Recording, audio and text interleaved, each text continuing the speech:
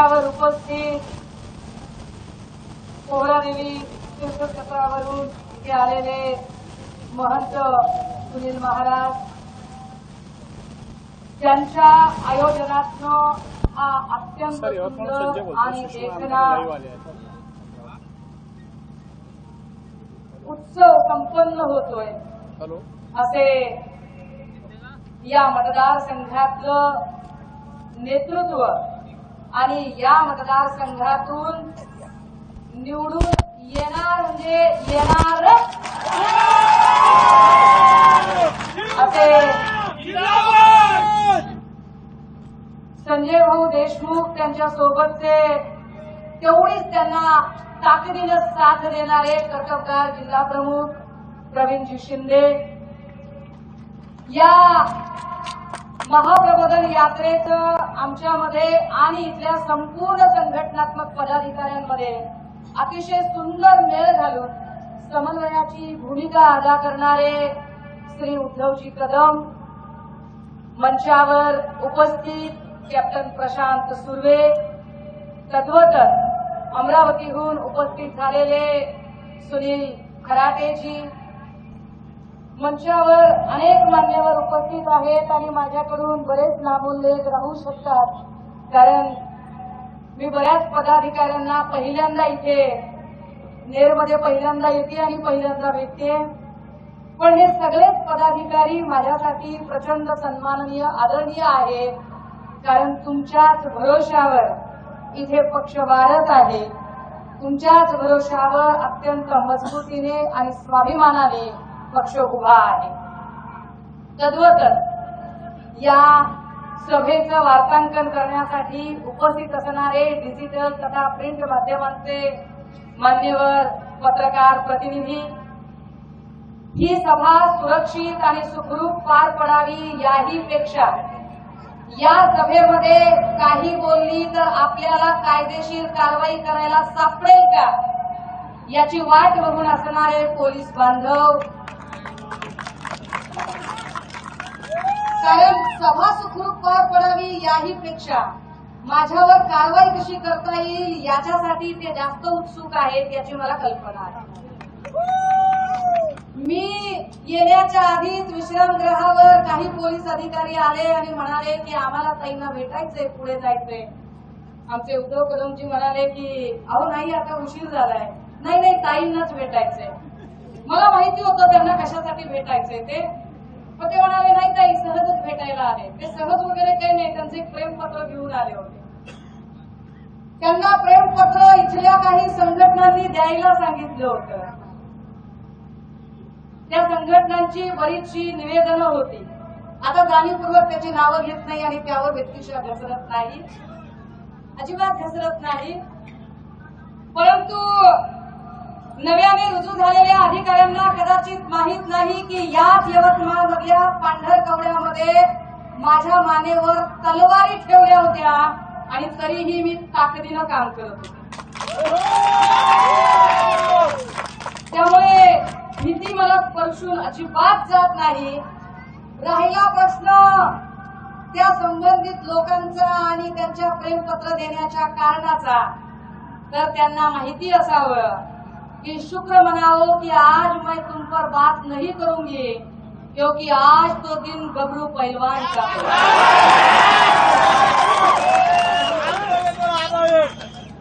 काय काय नावं असतात, लय काय काय नावं. असं आपल्याला काय येतं त्याच्यात आपल्याला नाही पडायचं.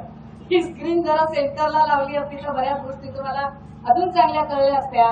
इकडच्या लोकांना जरा बघायला अडचण होईल, मी समजू शकते, पण कदाचित आम्हालाही त्याचा अंदाज आला नाही की एवढी मोठी संख्या जमू शकते. ही एवढी मोठी संख्या जमलीये त्याला कारण संजय भाऊ देशमुखांचं अत्यंत सुंदर संघटन कौशल्य आणि त्याच्या जोडीला प्रवीण शिंदे आणि उद्धवजी कदमांचं नियोजन, ह्या मोठ्या गोष्टी आहेत. मंडळी, महाप्रबोधन यात्रेचं पर्व दुसरं सुरू झालं. नागपूरमध्ये आम्ही उद्घाटकीय सभा केली आणि एकाच सभेने काय आश्चर्य, विरोधकांच्या बुडाखाली जाळ लागला. फार वेगवेगळ्या पद्धतीने मग त्यांची ट्रोलधाड सुरू झाली. वाटेल त्या पद्धतीने गलिच्छ पद्धतीने काही लोकांनी त्यांना जसं जमेल तसं पृथ्वीचा आकार केवढा ज्याच्या त्याच्या डोक्या एवढा, कारण ज्यांना लॉजिकने बोलता येत नाही, ज्यांना तर्कशक्ती आणि अभ्यासाने मुद्दे खोडून करता येत नाहीत, ते व्यक्तिगत पातळीवर उतरतात. आम्हाला त्यावर काही फार बोलायचं नाही आणि आम्हाला त्या भानगडीतही पडायचं नाही. पण सकाळपासूनचा दिवस अत्यंत ऊर्जादायी दिवस होता.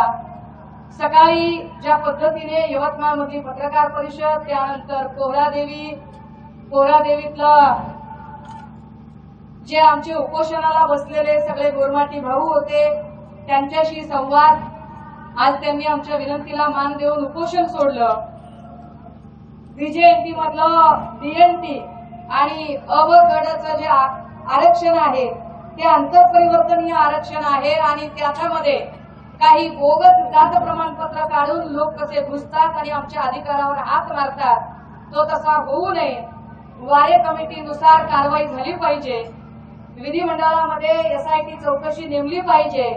या मागण्यांच्यासाठी पोहरादेवीवर काही आमचे भाऊ उपोषणाला बसले होते. महंत सुनील महाराज आणि संजय भाऊ या दोघांच्या पुढाकाराने समन्वय करत ते उपोषण त्यांनी आज सोडलं. ही महत्वाची गोष्ट, कारण मी तिथेही सांगितलं होतं आणि मी इथेही पुन्हा सांगते, मोबी गोरमाटीचं मार तमार ना येच आणि तुम्हा सगळ्यांना खास बोलण्यासाठी, भेटण्यासाठी, तुमच्याशी तुमचे प्रश्न समजून घेण्यासाठी म्हणून मी इथं आलेली. दिवसभरात अनेक गोष्टी समजून घेत होते. त्यातली एक महत्वाची गोष्ट, यवतमाळला हा पूर्ण जिल्ह्याला व्हाईट गोल्ड सिटी असं म्हटलं जातं, कॉटन सिटी असं म्हटलं जातं. इकडे कापसाचा प्रचंड पेरा असणारं हे क्षेत्र, पण हळूहळू कापसाचं क्षेत्र कमी होताना दिसतंय. आम्ही येताना काही बांधावर थांबून काही महिलांशी बोलण्याचा प्रयत्न केला. गोरगरीब बिचाऱ्या मावल्या त्या निमूटपणानं कापूस वेचत होत्या. शेताचा मालक सांगत होता, ताई उत्पादन खर्च हा उत्पन्नापेक्षा जास्त आहे, आम्ही काय करायचं सांगा. कापसावर लाल्या रोगाचा प्रादुर्भाव पडलेला आहे, अतिवृष्टीचं संकट आहे. सरकार मात्र शासन आपल्या दारी असं करत स्वतःची पाठ थोपटून घेण्यामध्ये व्यस्त आहे. सरकारला तिकडे बघायला वेळ नाहीये. आणि कापूस वेचणाऱ्या माझ्या माय माऊल्या, ज्यांच्या अंगावरचे कपडे सुद्धा जीर्णशीर्ण होते, ते जीर्णशीर्ण कपडे बघून मला इंद्रजीत भालेराव सरांच्या त्या ओळी आठवत होत्या. कापसाच्या बोंडाले चंद्र चोरू चोरू पाहे, माय माऊलीची मांडी कशी उघडीच राहते. काय आम्ही दुःख घेऊन आलोय, काय आम्ही दैन्य घेऊन आलोय की आम्ही एवढ्या खस्ता खातोय, तरी पण आमच्या विदर्भातला फेरा काही संपत नाही. विदर्भाच्या नावावर राजकारण करणारे नेते फार मोठे झाले. एक तर आता आधी मामू आणि आता उपमामू झाले. राजकारण करताना ते तेव्हा असंही म्हणाले होते की वेगळा विदर्भ झाल्याशिवाय मी लग्नच करणार नाही. असो ते असं काहीही बोलत राहतात. बऱ्याच गोष्टी ते काही त्या पाळत नाहीत. पण राजे हो, या सगळ्या कॉटन सिटीचा सध्याची अवस्था काय आहे आणि सरकारने या संबंधाने काय पद्धतीचं राजकारण केलं. तुम्हाला इलेक्शनला आम्ही महाप्रबोधनचा हेतूच आमचा हा आहे की या निमित्ताने नुसत्या टीका करण्यापेक्षा, व्यक्तिगत कुणावरही काही बोलण्यापेक्षा एक आरसा तुम्हाला दाखवावा, एक प्रबोधन जनतेचं व्हावं की ऐन निवडणुकीच्या काळात जे लोक वेगवेगळे वादे इरादे करतात, ते लोक ते वादे इरादे पूर्ण करतात का.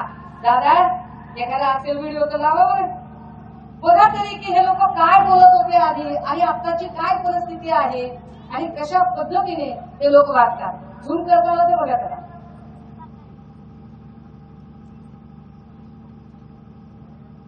आवाज गेला त्याचा. जल्द मिलेगा फसल उगाने का ज्ञान भी, फसल का सही दाम भी और किसान होने का सही मान भी. अच्छे दिन आने वाले हैं बाबा. वो कैसे?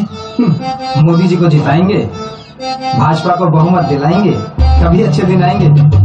अच्छे दिन आने वाले हैं। कमल का बटन दबाएंगे, भाजपा जिताई। या कांद्याला भाव नाही, आम्ही काय करायचं? शेतकऱ्याला का मारून टाकायचं का तुम्हाला सरकारला? त्या शिंदेला निवडून दिला, त्या शिंदेला देवीला पडायला म्हणा कांद्याला भाव दे. आता काय करतोय तू म्हणा मोद्याला म्हणा? आम्हाला काय हाय का? आम्ही वावर गांठ ठेवून करतो, गांठ लागवड केला ना, आम्हाला मरायचा वखत आलाय. तो क्या सोचा आगे जाकर क्या करना है? किसान दादा हो, बांधावरची सरळ साधी बाई आहे. मोदीजींच्या जाहिरातीमधल्या कॉर्पोरेट मॉडेल नाहीये, ही जिवंत उदाहरण आहे की एकीकडे सरकारने सांगितलं होतं की आम्ही आल्यावर शेतीचं असं होईल तसं होईल, वो अच्छे दिन आएंगे.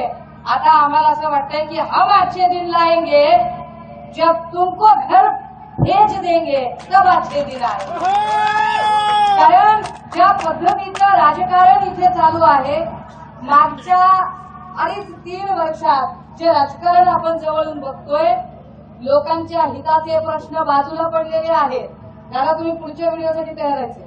लोकांच्या हिताचे प्रश्न सगळे बाजूला पडलेले आहेत आणि फक्त आणि फक्त कुरघोड्यांचं राजकारण तेवढं शिल्लक राहिलेलं आहे. एकेकाळी या महाराष्ट्राच्या राजकारणामध्ये एक महत्वाची गोष्ट घडत होती. अगदी कुठल्याही पक्षाचा नेता असेल, मोदी असतील किंवा अमित शहा असतील, कुणीही असो, तो माणूस मातोश्रीवर यायचा आणि मातोश्रीवर घेऊन बोलायचा. मातोश्रीतला माणूस कधीही दिल्लीत जाऊन बोलत नव्हता. परंतु आम्ही कसे खरे आहोत हे सांगणारे बाटगे आता मात्र रोज उठून छोट्या छोट्या गोष्टीला दिल्लीश्वरांच्या तिकडे जाऊन येरझाळे घालत राहतात आणि मुजरे करत राहतात. या सगळ्यांनी मुळात इतकं अस्थिर वातावरण करून टाकले की या सगळ्या अस्थिर वातावरणामध्ये लोकांचे प्रश्न हे सगळे पायदळी तुडवले जात आहेत. सकाळपासून काही प्रश्नांचा मागोवा घेतला तेव्हा असं लक्षात आलं की इथे 3-3 दिवस वीज 3 दिवसात येते मग जाते. शेतकऱ्यांनी विजेचं काय करायचं? वीज वितरण खात्याचं काय होणार आहे? बरं, काही शेतकऱ्यांचे विजेचे मीटर कट केले जातात, पण हीच माणसं जेव्हा सत्तेमध्ये नव्हती, विरोधी बाकावर होती, तेव्हा कसे बोलत होते? जरा बघा बोलत जरा काहीतरी. मला अतिशय या ठिकाणी अभिनंदन करायचं आहे मध्य प्रदेशच्या सरकारचं. मध्य प्रदेश सरकारने 6,500 कोटी रुपये स्वतः देऊन शेतकऱ्यांची विजेची बिलं त्या ठिकाणी माफ केली आहेत. महाराष्ट्रामध्ये मात्र या ठिकाणी रोज सावकारी पद्धतीनं विजेची बिलं वसूल केली जात आहेत. महाराष्ट्र सरकारने देखील मध्य प्रदेशप्रमाणे शेतकऱ्यांच्या विजेच्या बिलाचे पैसे हे महावितरणला द्यावे अशी आमची मागणी आहे. मला अतिशय या ठिकाणी हा आवाज होता उपमामूंचा. ज्या उपमामूंनी मामू होण्यासाठी आधी एक पक्ष फोडला, पण काहीच झालं नाही, हाताला काही लागलं नाही. कारण पक्ष फोडला त्याने ज्याच्या हातात ससा तो पारधी म्हटल्यासारखा तो बिचारा एक पद घेऊन गेला. मग दुसरा पक्ष फोडला की आपल्याला मामू पद मिळेल का? पण मामू काही पद मिळालं नाही, पुन्हा उपमामूच राहिले. ते हे उपमामू काय सांगताहेत की सावकारी पद्धतीने वीज बिल वसूल केलं जातं. अर्धा सरकार कुणाचं आहे? सरकार तुमचंच आहे, केंद्रात तुमचं आहे, राज्यात तुमचं आहे, पैसा तुमच्याकडे आहे. बरं चिकार आहे, खोक्यानं पैसा तुमच्याकडे येतो हे आम्ही बघितलंय. एवढा खोक्यांचा पैसा गोरगरीब शेतकऱ्यांना का देत नाही? तुम्ही सांगताय, जेव्हा तुम्ही विरोधी बाकावर असता तेव्हा तुम्ही सांगता की आम्ही मध्य प्रदेश सारखा इकडे काहीतरी झालं पाहिजे, मध्य प्रदेशमध्ये कशी वीज बिलं माफ झाली तशी वीज बिलं माफ झाली पाहिजेत. मग आता वीज बिलं का माफ होत नाही? आता काय प्रॉब्लेम आहे? यवतमाळ मधल्या शेतकऱ्यांना वीज 3 दिवसांनी एकदा, ही काय पद्धत आहे? ही माणसं सत्तेत असताना एक बोलतात, विरोधी बाकावर असताना एक बोलतात. अशा खोटारड्या लोकांच्या पासून सावध करणे हा खरा महाप्रबोधन यात्रेचा हेतू आहे. महाप्रबोधन यात्रा कुणालाही व्यक्तिगत पातळीवर अजिबात टार्गेट करू इच्छित नाही. महाप्रबोधन यात्रा फक्त आणि फक्त महापुरुषांचा विचार घेत आणि या देशामध्ये जी विश्वरत्न डॉक्टर बाबासाहेब आंबेडकरांनी एक संविधानिक चौकट आखून दिली होती. त्या संविधानिक चौकटीतले प्रत्येक माणसाचे जे अधिकार आहेत, जे हक्क आहेत, जी त्याची जीवन जगण्यासाठी आणि विकसित करण्यासाठीची प्राप्त परिस्थिती सरकारने तयार करून द्यायची आहे, बस तेवढ्यावर फक्त भाष्य करते आणि तेच मुद्दे घेऊन आम्ही बोलण्याचा प्रयत्न करतो. मात्र अडचण अशी आहे की यावर जेव्हा आपण बोलायचा प्रयत्न करतो तेव्हा भाजपाई लोक मात्र त्याला वेगळ्या बघा. आता आम्ही काय मुद्दा म्हणतो दादा, जरा प्ले करा आणि लोकांना. मोदी जी, तुम्ही म्हणाला बहुत हुआ महिलाओं पर अत्याचार, अब की बार मोदी सरकार. आणि तुमच्या सत्तेतच हाथरस, उन्नाव, कठुआमध्ये जेव्हा आमच्या मुलींवर बलात्कार होतो, त्यांची हत्या केली जाते, आरोपींना शिक्षा होत नाही, त्यावर मूग गिळून गप्प का बसलंय तुमचं सरकार? याचं उत्तर द्या. दादा हो, ही ऍड तुम्ही अनेक वेळा याच्या आधी बघितली होती. जेव्हा निवडणुका लागल्या त्यावेळेला मोदीजींनी जाहिरातींचा रतीब लावला होता आणि जाहिरातींचा रतीब लावताना कॉर्पोरेट जगतातल्या काही मॉडेल्स उभ्या राहिल्या. या मॉडेल जाहिराती करायला लागल्या आणि जाहिराती करताना सांगायला लागल्या, औरतों पर जुल्म करने वालों जनता माफ नहीं करेगी, बहुत हो चुका महिलाओं पे अत्याचार, अब की बार. कुठं गेलं ते सगळं? काय खरंच महिलांवरचे अत्याचार संपले का? जर आपण एकूण आत्ताचा रेशो बघितला देशभरातला आणि राज्यातला सुद्धा, जर देशातली जर परिस्थिती बघितली तर हाथरसचं, उन्नावचं, कठुआचं उदाहरण तुमच्या समोर आहे की काय पद्धतीनं अक्षरशः कुलदीप सेंगर नावाचा एक बलात्कारी आमदार, भाजपचा बलात्कारी आमदाराच्या समर्थनार्थ मोर्चे भाजप काढते. हाथरसमध्ये तर अक्षरशः रात्रीच्या अंधारात त्या माऊलीचं प्रेत जाळूनही टाकलं जातं. प्रेत जाळताना तिच्या घरातल्यांना सुद्धा सांगितलं जात नाही. पोलिसांनी असं डिपार्टमेंट कधीपासून चालू केलं की पोलीस कायदा सुव्यवस्था राखायचं सोडून प्रेत जाळायला लागली. पण यावरती कोणी प्रश्न नाही विचारले. महिलांच्या एकूण अन्याय अत्याचाराच्या जर घटना बघितल्या तर त्याच वेळेला आपण बघितलं की दिल्लीमध्ये कुस्तीपटू महिला कशा पद्धतीने आंदोलन करत होत्या, परंतु त्या महिलांच्याकडे ढुंकूनही सरकारने बघितलं नाही. एका महिलेवर अन्याय होत होता, एक महिला प्रताडित आणि पीडित केली जात होती, परंतु त्यावर ते चकार शब्द अजूनही बोलत नाहीये. मंडळी, या गोष्टीचा जरा विचार करा. म्हणजे सहज आठवलं म्हणून बरं का, अधिवेशनाच्या दरम्यान राहुल गांधीजींचं भाषण चालू होतं. राहुल गांधींनी न दिलेल्या किसवर आक्रस्ताळेपणा करणाऱ्या भाजपच्या बायका महाराष्ट्रामध्ये घडलेल्या किस प्रकरणावर मात्र आईंनी चुपचुरी करून बसल्या होत्या. याचा अर्थ असा आहे की जाणीवपूर्वक भाजपाला मुद्दे डायव्हर्ट करायचे असतात.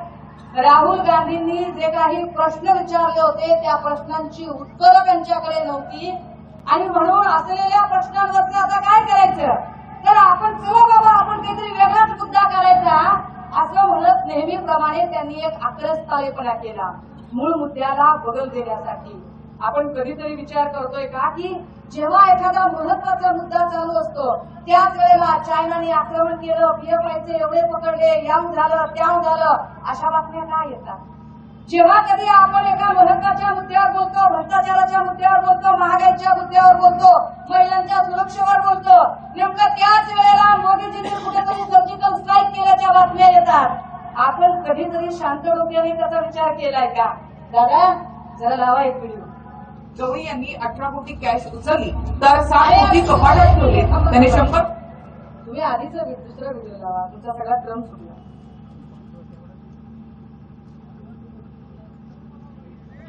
या सगळ्या लोकांच्या मध्ये ज्या पद्धतीने यांनी एकूण दुसरा व्हिडिओ लावा जाता,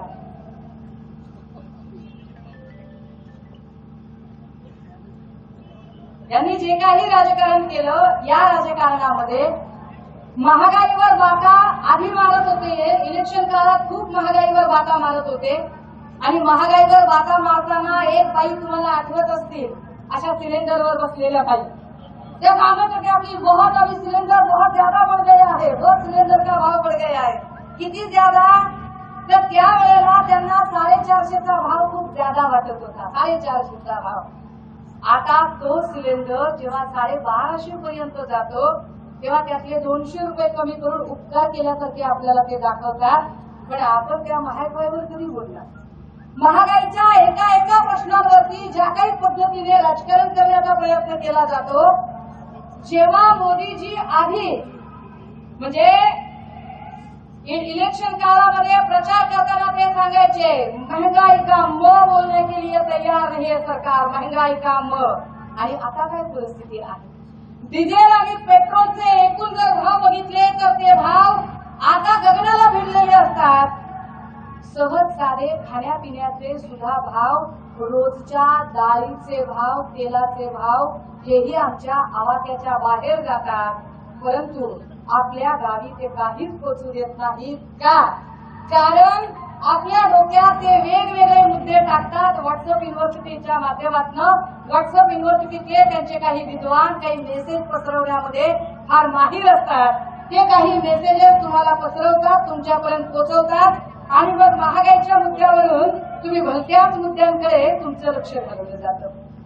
मी जसं मगाशी म्हटलं की एकूण ज्या पद्धतीने म्हणजे महिलांच्या अत्याचाराच्या प्रश्नावरती सुद्धा बोलताना आपण जेव्हा देशातल्या एकूण महिलांच्या अत्याचाराच्या घटना बघतो, अगदी त्याच पद्धतीनं राज्यातल्या महिला अत्याचाराच्या जर घटना बघितल्या, मुंबईच्या चर्नी रोडमध्ये एका माय माऊलीला नुसती तिची हत्या होत नाही.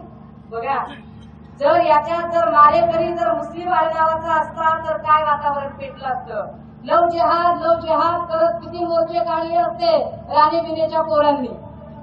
परंतु आडनाव वेगळं म्हटलं की सगळा विषय संपून गेला. दादा तोपर्यंत दुसरा व्हिडिओ ठेवा की तयार, ते बंद करा स्क्रीन आणि दुसरा व्हिडिओ तयार ठेवा. काय पद्धतीने यांनी राजकारण तापवलं, कशा पद्धतीने राजकारण तापवलं असतं. चर्नी रोड मधल्या एका माय माऊलीची हत्या होते. नुसती हत्या होत नाही, हत्येनंतर तिचे तुकडे तुकडे तुकडे केले जातात. ते सगळे तुकडे फ्रीज मध्ये ठेवले जातात. रोज थोडे तुकडे बाहेर काढले जातात. ते कुकर मध्ये शिजवले जातात. कुकर मधून शिजवून बाहेर काढून ते मिक्सर मध्ये बारीक केले जातात आणि रोज कुत्र्यांना खाऊ घातले जातात. इतक्या क्रूरपणे एका मायबाऊलीची हत्या होते आणि तरीही आमचे उपमामू सांगतात की आम्हाला कायदा सांभाळतात. काय कायदा सांभाळतात उपमामू? कायदा आणि सुव्यवस्थेची व्याख्या दरवेळेला ते कायदा सांभाळण्यामध्ये सपशेल फेल ठरायला लागतात. आताच्या एकूण परिस्थितीमध्ये तुम्ही बघितलंय की ड्रग्सची किती प्रकरणं बाहेर आली आणि ड्रग्सच्या प्रकरणावर काय पद्धतीने दरवेळेला सरकार सपशेल अपयशी ठरत आहे याची चर्चा सुरू झाली.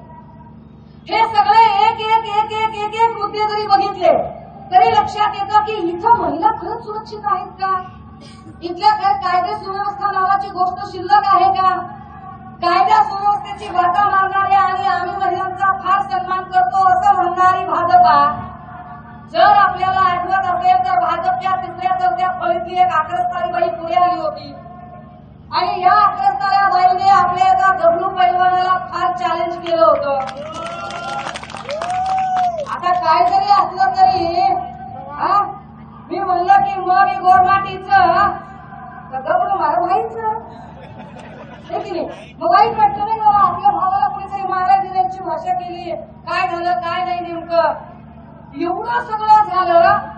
संजय राठोडाने ज्या पद्धतीने एका महिलेशी वर्तणूक केली, एक उद्धव साहेब आहेत की ज्यांनी त्याचा राजीनामा घेतला आणि सांगितलं तुम्हाला खुर्चीवर राहायचा अधिकार नाही, कारण आम्ही छत्रपती शिवरायांचे वारसदार आहोत. छत्रपती शिवरायांचे वारसदार परस्त्रीला आई समान आणि बहिणी समान मानणारे लोक आहेत आणि जर अशी एखादी घटना घडत असेल तर तुम्हाला क्षमा नाही म्हणून आपण त्याला पदावरून काढून टाकतो. पण ज्यांनी राजीनामा मागितला होता तेच त्या गबरूला पुन्हा पंक्तीला घेऊन बसतात. काय यांची महिला सुरक्षा, काय यांची महिलेबद्दलची भावना, काय यांचा महिलेबद्दलचा सन्मान, किती यांना महिलांच्या प्रश्नांवरती स्वयंसूचक आहे, हे सगळं करायला लागतं. विशेष दादा हो याचाही विचार करा एवढं सगळं झाल्यानंतर जर खरंच संजय राठोड निर्दोष होते तर मग आमचे पुन्हा काही प्रश्न निर्माण होतात. जर राठोड निर्दोष होते तर राठोडांनी आबरू नुकसानीची केस त्या अक्रस्ताल्या बाईवर का टाकली नाही? पहिला प्रश्न. जर राठोड निर्दोष होते तर त्या बाईने जयंत गौरवाडी समाजाची माफी मागायला पाहिजे आणि भाजपाने सुद्धा माफी मागायला पाहिजे की तुम्ही आमच्या बहीण लेकींची आमच्या गौरवाडी समाजातल्या एका बहीण लेकींची आबरू उठवली. तुमची सत्ता मिळवण्यासाठी, तुमच्या घाणेरड्या राजकारणासाठी तुम्ही आमच्या एका लेकी बाळीला बदनाम करायचा डाव केला आणि तुमचा डाव साधला की ज्याची शिडी करून